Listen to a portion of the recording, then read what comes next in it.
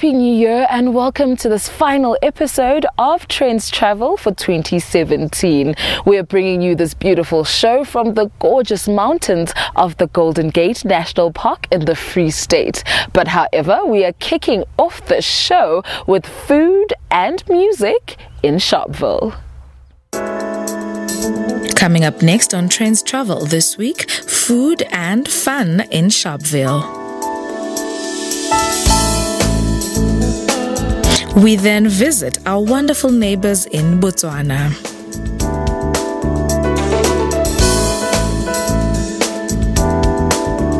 We go paintballing in Libya.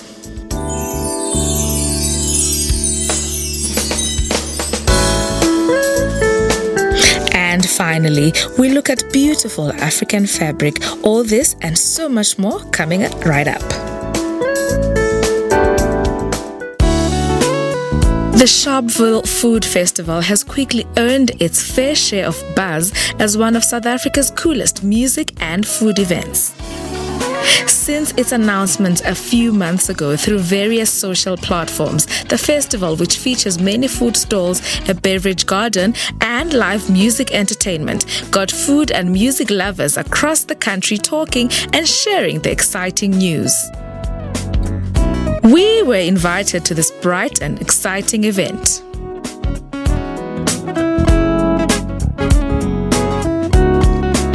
Outdoor food and lifestyle events are a big thing in the summer. Today we are in Sharpeville for awesome food and of course cocktails. The festival was held at the iconic George Tabbe Stadium, and organizers said it would be the kickstart of their groundbreaking initiative of rebranding the township, which is well known for its brutal 1960 massacre. Today we are here to celebrate Sharpeville. The idea behind the Sharpeville Food Festival was that it started when Romeo Malepe, he started Googling Sharpeville because there's always Soweto and there's other places that are expressed in a much more enthusiastic, exciting light like they're in. And then the whole idea of Soweto, why it got the attention is because of the history, the past that it shares. What people don't know is that Sharpeville also shares some of that past, but then a lot of the time it's negative. So instead of looking up Sharpeville and finding Sharpeville massacre and all of that, he thought, why don't I go around and take photos and speak to people, have something that's much more fun and vibey. Why not? Why isn't it? Why don't people know about it? And it's actually very alive. It's quite alive. I haven't personally gone enough and seen. I felt like I needed to explore more of it. So he came about and decided, let's do the Sharpeville Food Festival. He's all about food, he's all about music. So he thought, let's marry the two. You have food, you have music, let's do this and get people out there. The turnout is pretty good. I was a bit nervous, because you're thinking the weather, you're thinking how people are going to receive it. But I was receiving photos of people showing me 20 tickets, saying we're coming there, So it's great, it's amazing.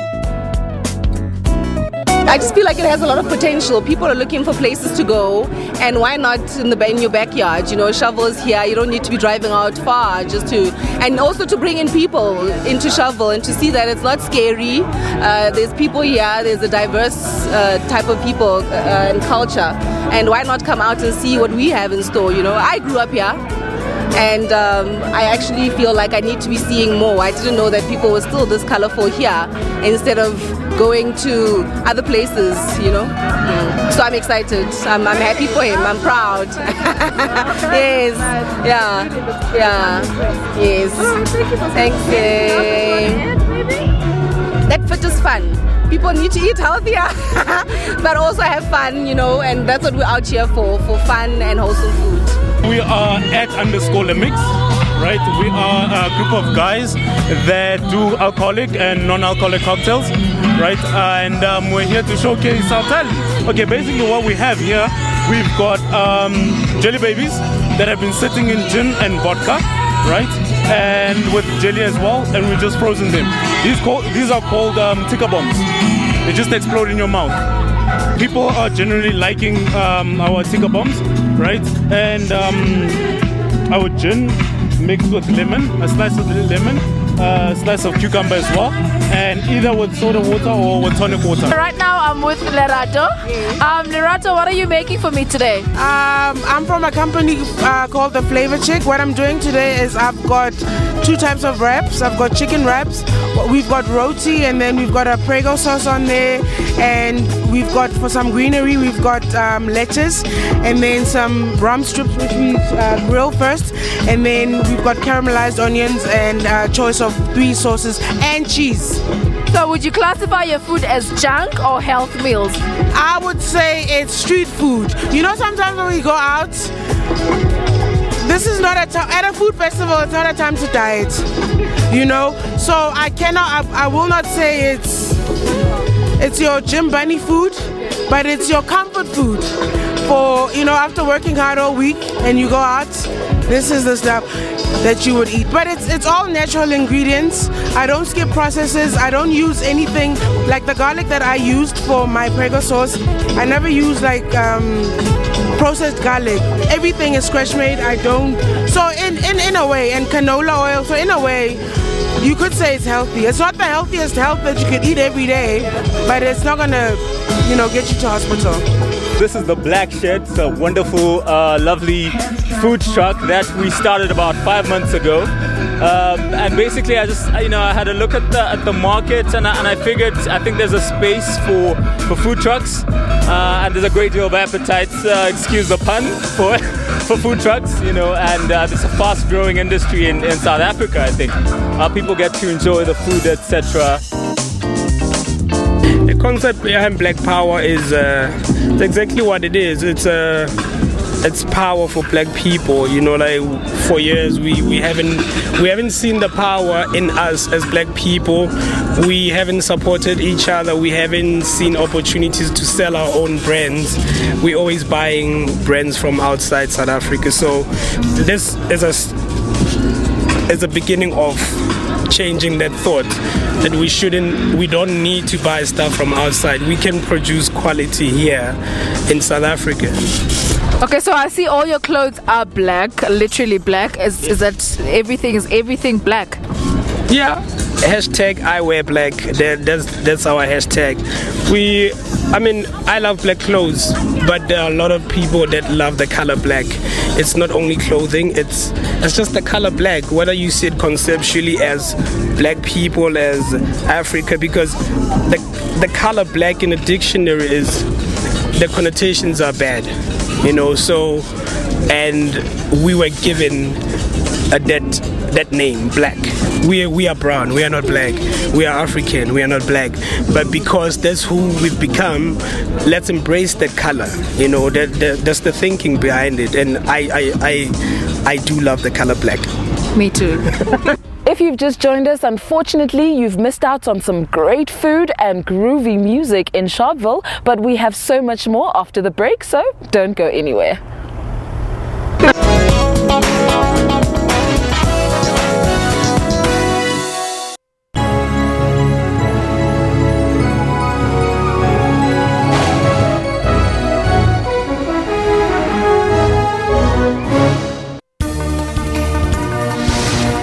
We take an in-depth look of all your stories of the day across the world. Last month, Mkhwebane said that the bank had failed in its duties to protect the public by not ensuring that ABSA repaid an apartheid-era bailout given to the failed bank, Bank-Corp. The rand fell nearly 2% on her remarks. My effort, in my opinion, is going to be to build a Zimbabwe that I believe in, as opposed to remaking a Zimbabwe of the past that I cannot do anyway. So I'm absolutely clear on this. We need to start showing more commitment by government that they are committed to working with business, and therefore that should start to stimulate confidence, and with confidence comes investment, and with investment hopefully comes growth. Stay tuned to Primetime News every day from 18 hours.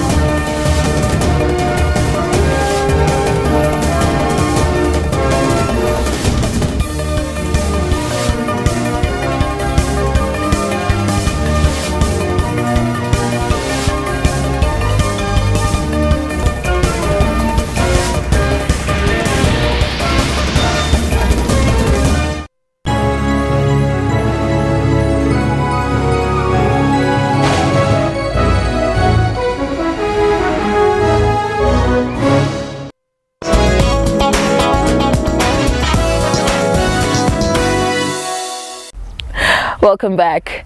You can travel around the world, but nothing will ever beat a truly magical African safari. In this next segment, we visit Botswana to mingle with some majestic elephants.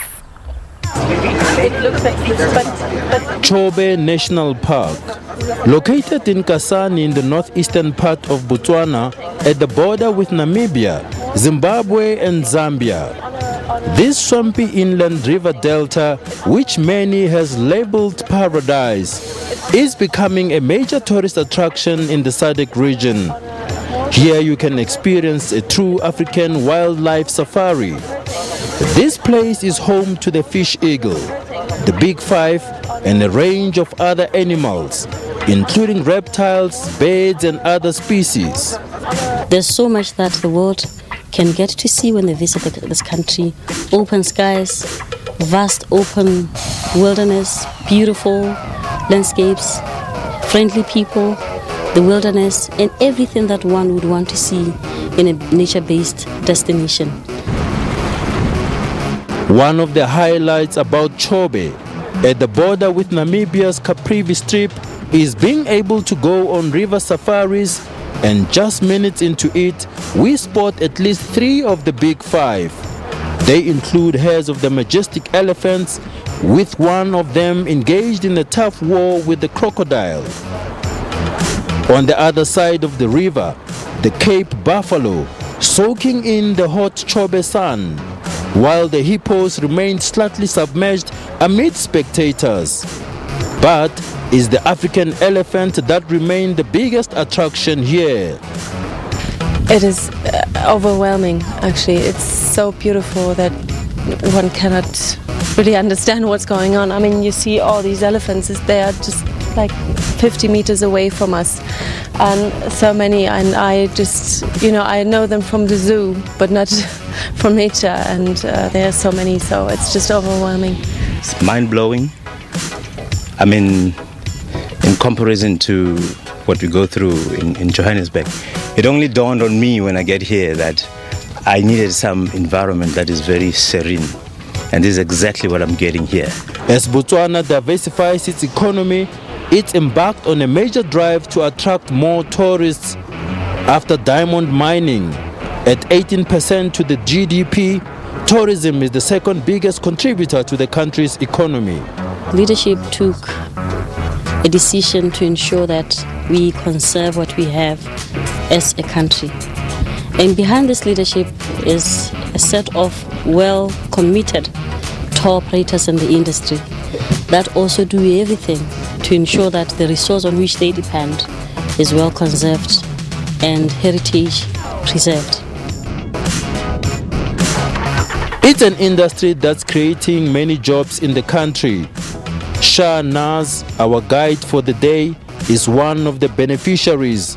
At least more than 25,000 people in Botswana are employed in the travel and tourism sector.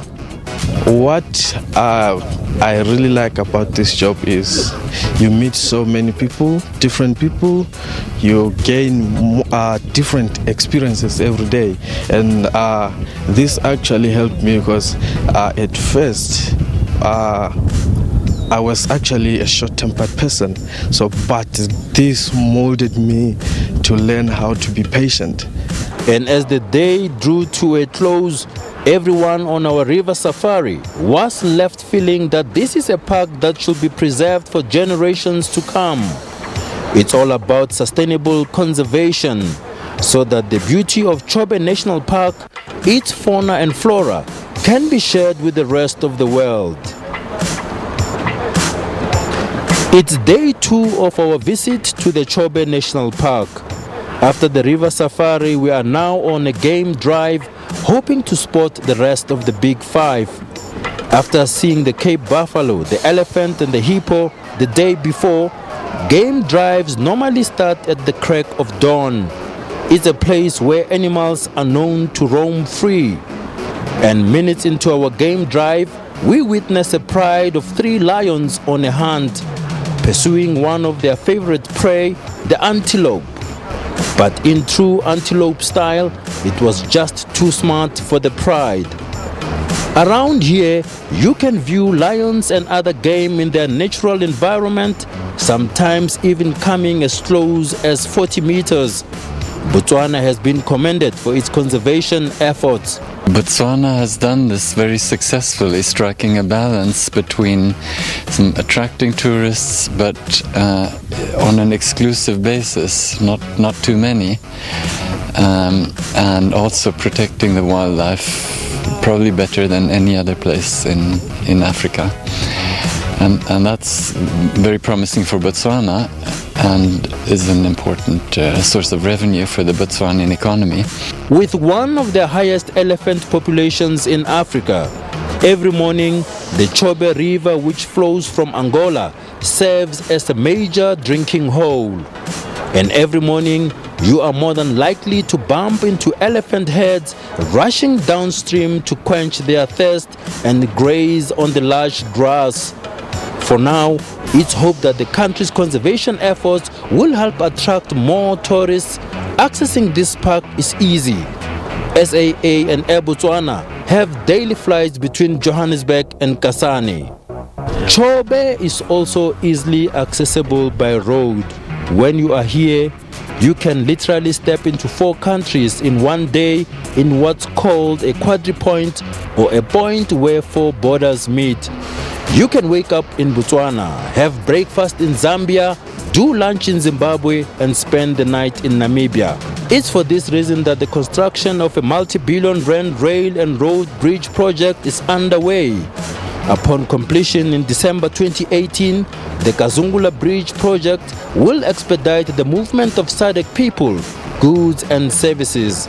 Presently, they depend on ferry pontoons to carry people, goods and services across the Zambezi River. It should have happened. This project should have taken place a long time ago. But I don't know.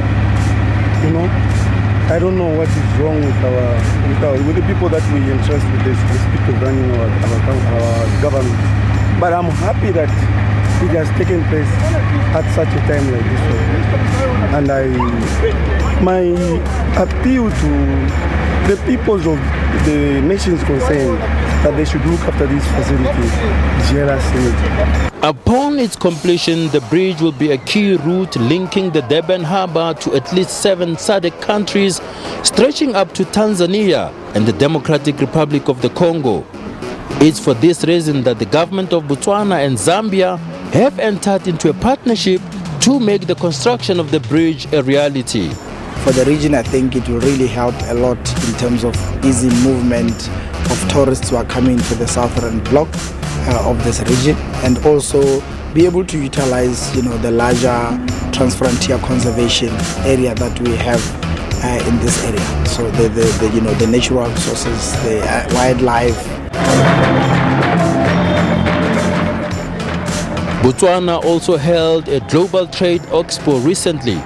As the country diversifies its economy, opportunities for attracting foreign direct investment are being created. The expo was opened by the country's vice president. Botswana has duty-free and quota-free access into the European Union, which literally means that you can manufacture and export any product into the European Union. I wish, therefore, to encourage all of you to invest in Botswana in order to take advantage of such unparalleled market access.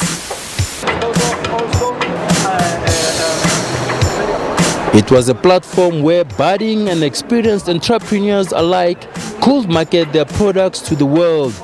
Among those who caught the attention of many was Kalahari Secrets. The company produces cosmetics from donkey milk.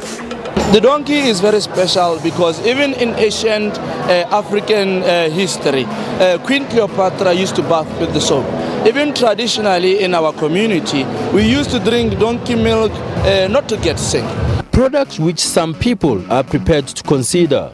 One of the products that stood out for me is the donkey milk soap, which apparently has cosmetic properties in it. It stood out for me because it has a lot of calcium as well, apparently, and I think I will be using it so that my skin continues to glow. We need to close the gap.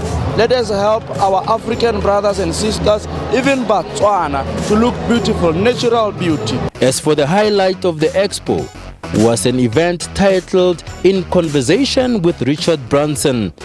The British billionaire was in town to share his expertise and to inspire young entrepreneurs.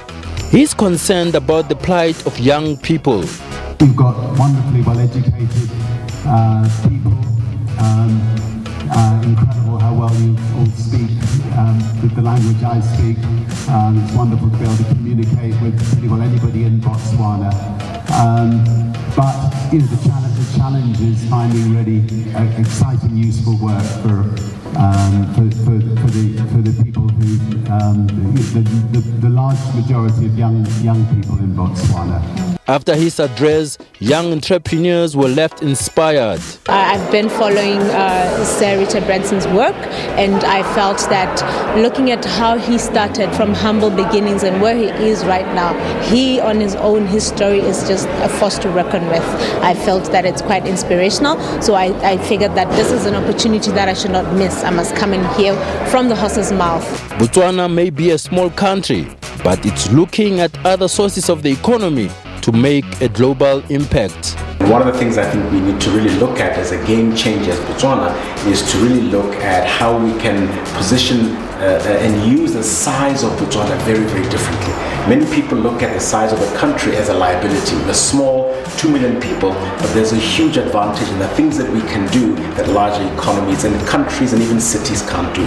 For now, it's hoped that as its economy and tourism sectors continue to boom, more and more people will visit this landlocked country, home to the Big Five, the Okavango Delta and the Kalahari Desert. We are not done yet. We still have so much more fun and adventure after the break, so stay with us.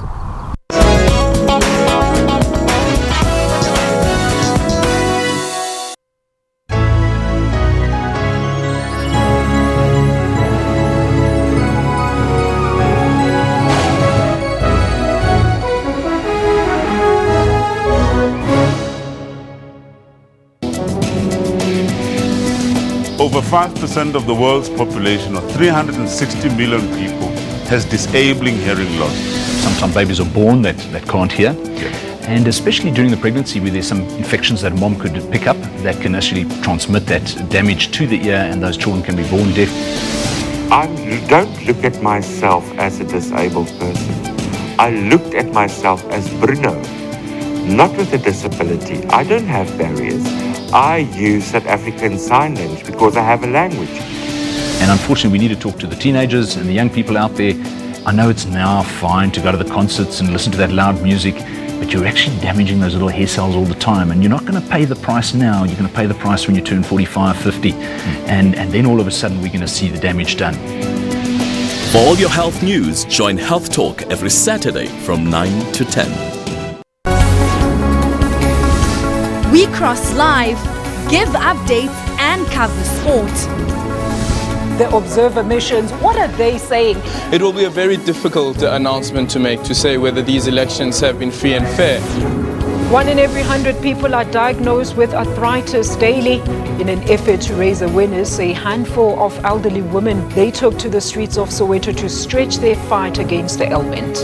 Western Province upset the Sharks by 33 points to 21 to be crowned the 2017 Currie Cup champions at the Kings Park Stadium.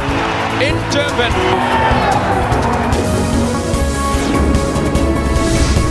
On time with weather every hour, all the time. For all news, stay tuned to AM News every Saturday and Sunday at 10:00 hours Central African Time.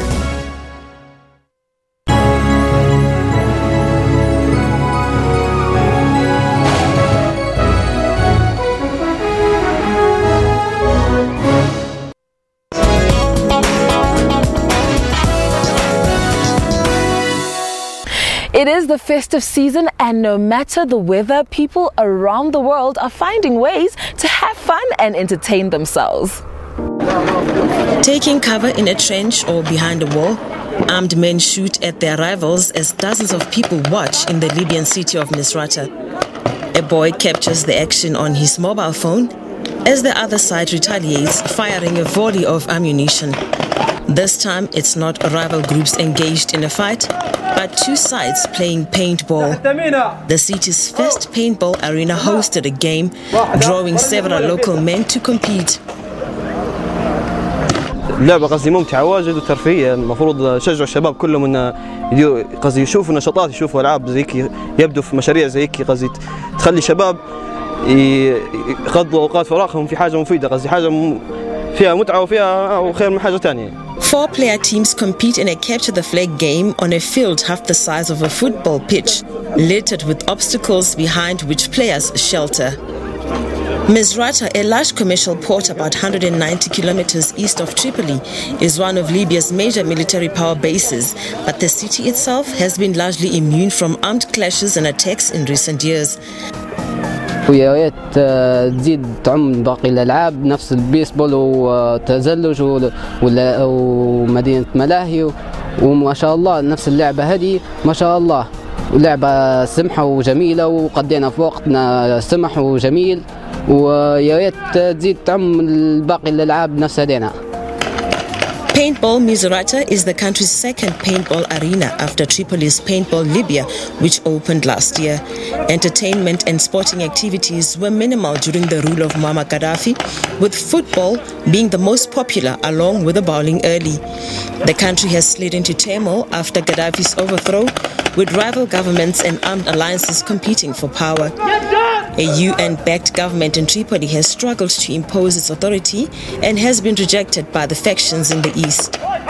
نشرنا الفكرة أولا على الفيسبوك، صار إقبال على اللعبة، قلنا نأسس الملعب، أسسنا الملعب في مصراتها، صار إقبال والافتتاح صار إقبال ما شاء الله وزيادة، والحجوزات من أول يوم حجوزات بإذن الله ما شاء الله كبيرة وإقبال، والشباب فرحانة وتغيير جو ونشاط رياضي يعتبر ما شاء الله، والشباب يشكروا في اللعبة وعجبهم الجو ما شاء الله. العالم شباب كيس العالم كيس العالم ملكية يا أولاد من العالم احميني عدد العالم وين العالم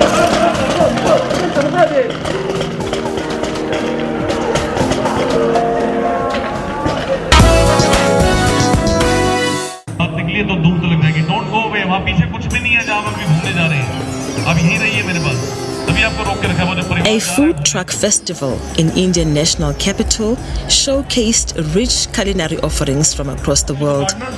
The Delhi food truck, organized by the city's stadium, attracted gastronomes from across the city. As many as 30 stalls and 40 food trucks served global cuisines to visitors.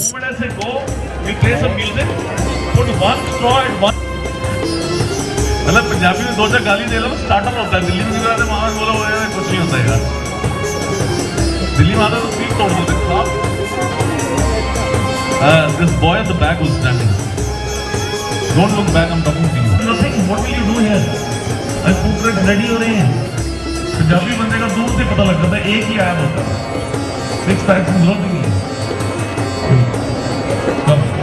you why you dragging the girl on stage on this we serve a variety of cuisine which is international, American, Italian and Indian fusion food. Our specialty is our burgers and nano samosa which is not nano samosa is not available anywhere in Delhi.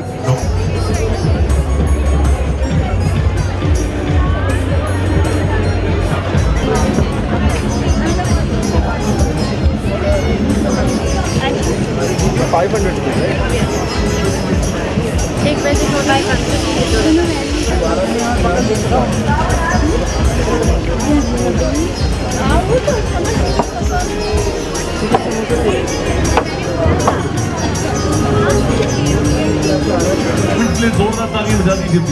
Loud applause.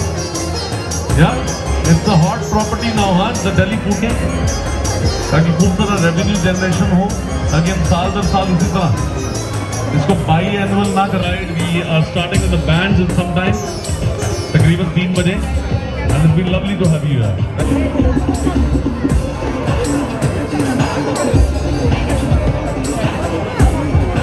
It's really delicious.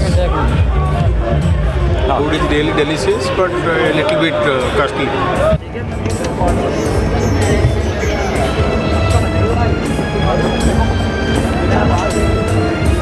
A food truck owner said international cuisines, including American and Italian, were served to visitors. Besides food, live performances by musicians, games and other activities also enthralled visitors.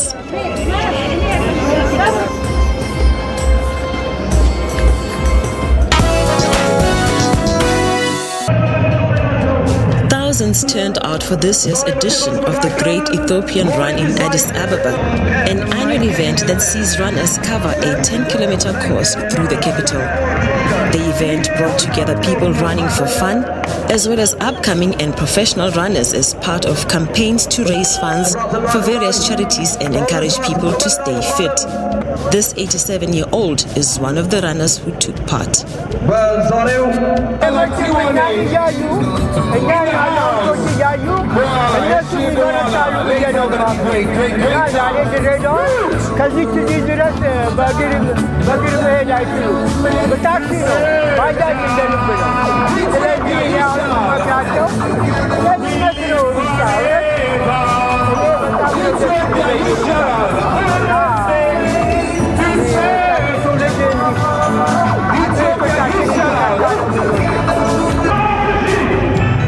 Now in its 17th edition, the run, said to be Africa's biggest road race, attracted over 44,000 local and international runners.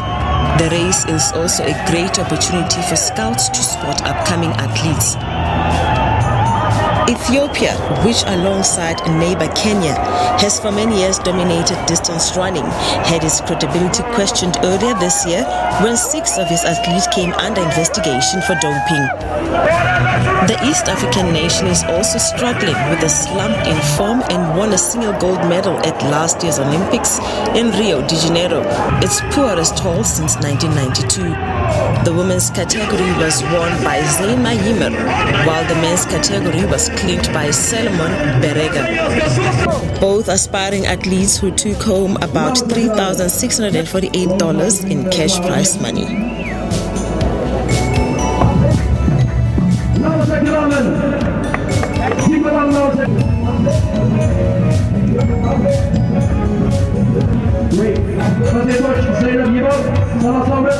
ውድድር ያው ይዘጋጃል።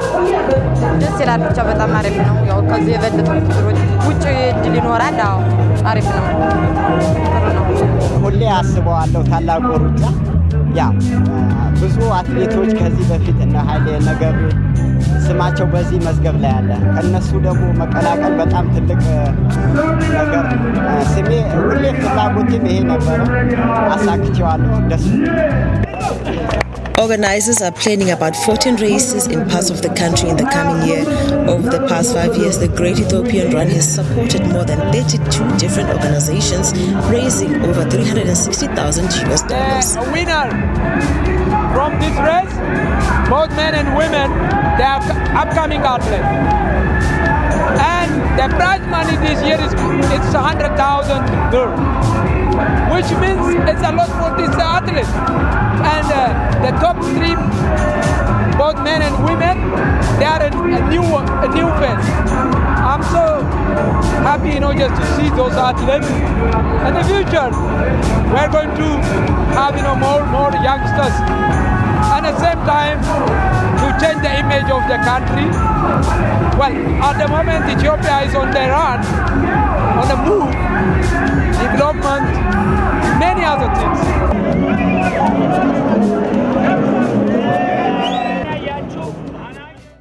We are going to break now, but when we come back, we have a fun mix of stories from around the world.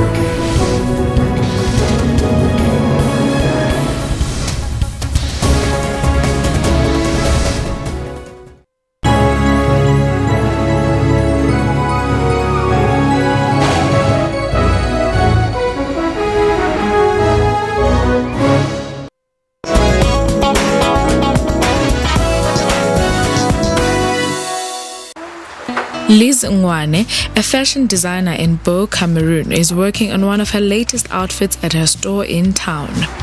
The 24-year-old is known for her fashionable outfits done in traditional Togo cloth that she says are meant to promote the fabric. That fabric represents us, Cameroon, so it's high time we start consuming our own products. So firstly, the younger generation, celebrities and every other person is trying to consume products from Cameroon, and that tells you you're a Cameroonian. You feel like, okay, let me do what others do with their own fabrics in their country. So I think that is why everybody is getting into Togo fabric and the rest. And the younger designers, and designers now are bringing so much beautiful pieces using that Togo fabric.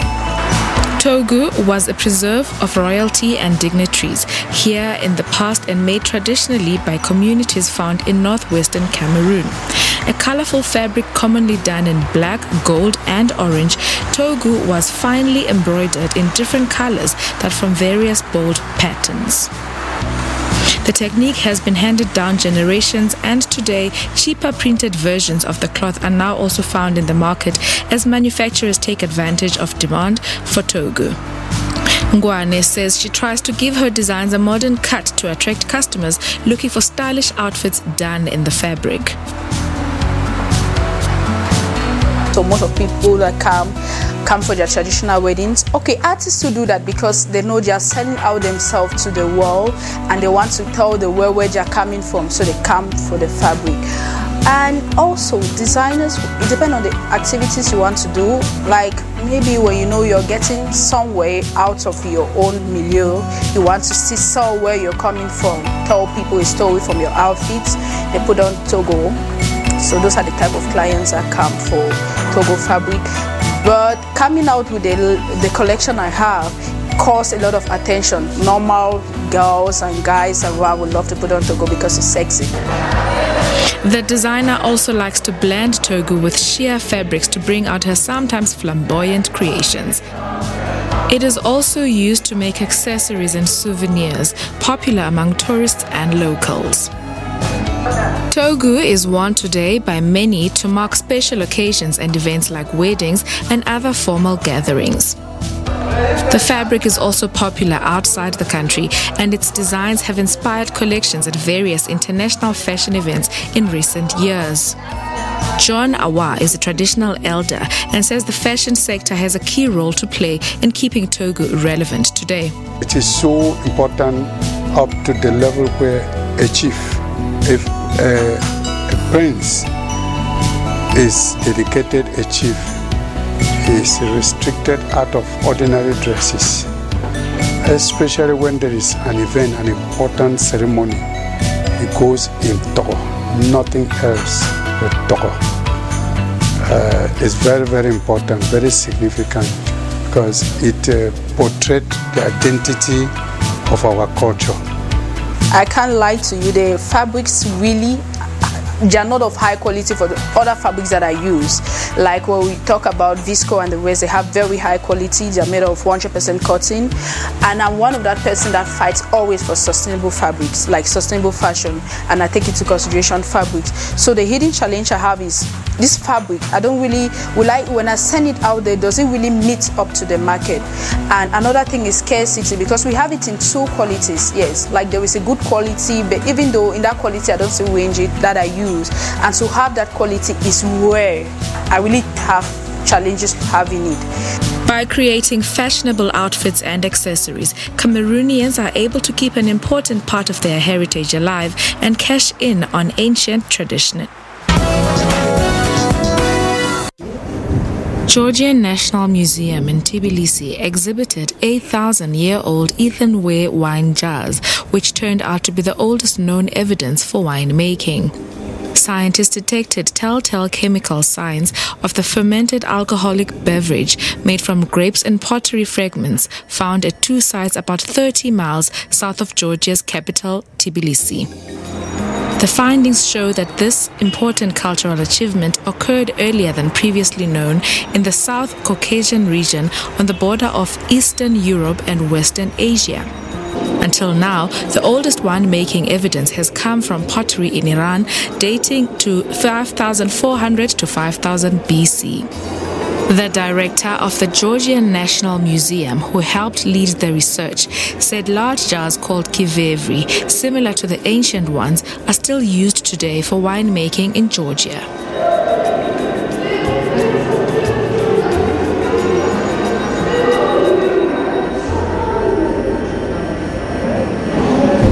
Now we have a combination of the evidence to say in Georgia we already had 8,000 years old winemaking culture. This is earliest wine, but it's also important to say that Georgia has uninterrupted evidence of winemaking since prehistoric time. We were producing wine, we are producing now, and we will produce. The greyish jars, some decorated with simple images of grape clusters, were roughly 32 inches tall and 16 inches wide. Evidence of wines was spotted in 8 jars, the oldest from 5900 BC.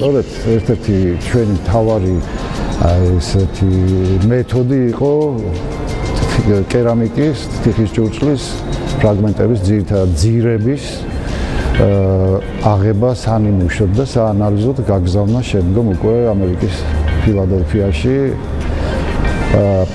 და აი ამან მოგცა შედეგი ბიომოლეკულარულად შესწავლილი იქნა ეს შიგთავსი რა უნდა ყოფილიყო და განისაზღვრა რომ აქ იყო ღვინის რაღაცა კვალი ნაშთი. The pottery was found at 2 Neolithic villages, once home to perhaps 60 people each, consisting of small mud brick houses.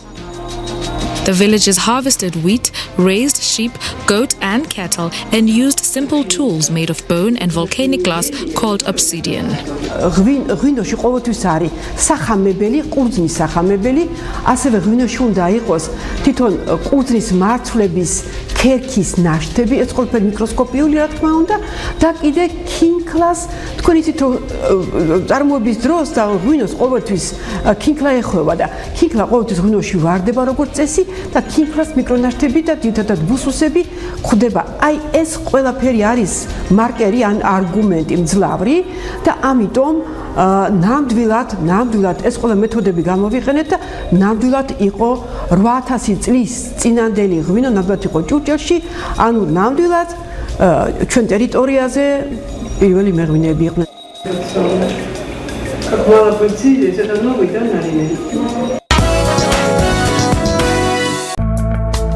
Bolivian wines are fast becoming a presence on the world stage, thanks in part to an ancient planting method and wild swings in temperature.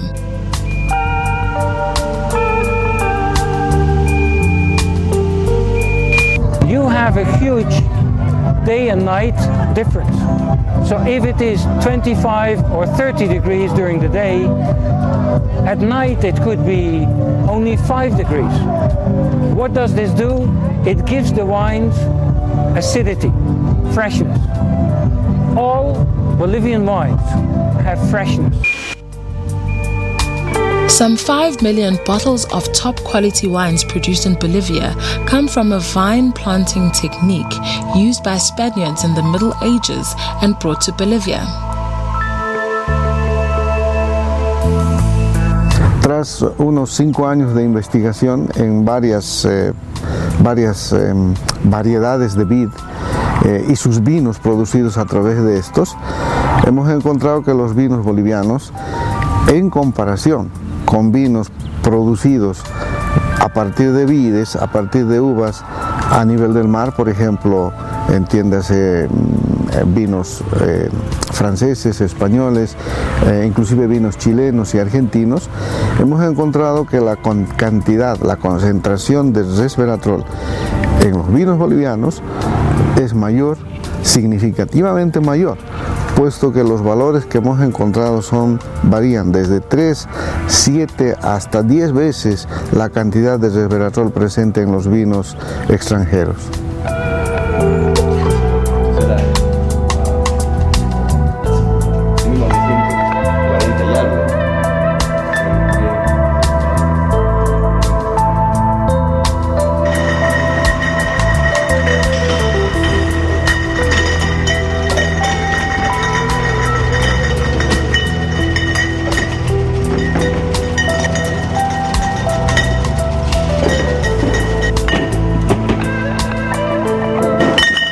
Sí, Tarija debería convertirse en el próximo Napa Valley o el Sonoma Valley, que son dos valles que están al norte de California, de San Francisco, que son el núcleo de la cultura vinícola de California. Y no solo eso, sino son centros turísticos y gastronómicos. O sea, los mejores restaurantes de Estados Unidos están ahí. Tarija debería ir en esa dirección. Bolivian physicists recently launched a study on the antioxidant levels in Bolivian grapes and wines, and they explained that this is another characteristic that makes them very unique.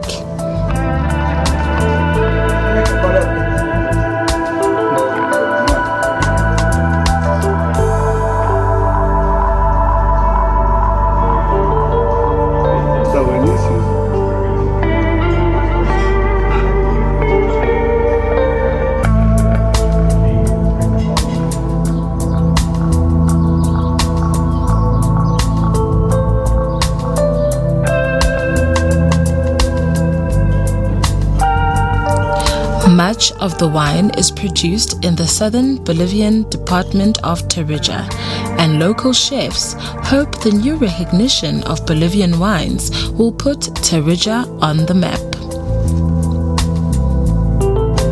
Los concursos que se han presentado a las diferentes empresas a nivel internacional han generado la expectativa a nivel mundial, lográndose que los vinos sean reconocidos con medallas de oro, doble oro en los concursos más importantes del mundo, y todos avalados por la OIB.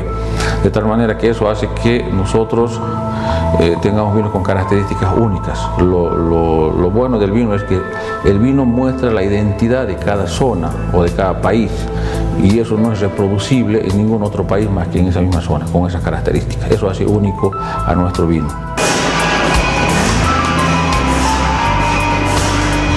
Wine enthusiasts in the country hope that Tarija may someday become like California's Napa and Sonoma valleys.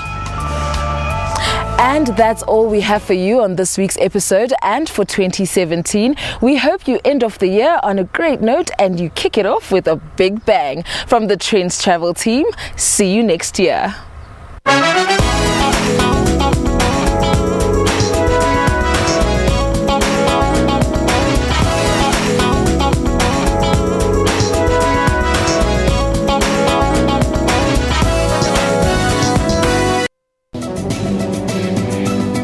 Welcome to Media Monitor, the show that analyzes the big news stories that made headlines. We bring you robust discussions on stories that made headlines in the week, where we interact with media analysts to unpack these top stories. Join me every Sunday morning from 9 to 10 Central African Time as I bring you riveting news and analysis. Stay tuned to Media Monitor every Sunday from 9 a.m. From script to screen, from yelling action to taking you on a journey.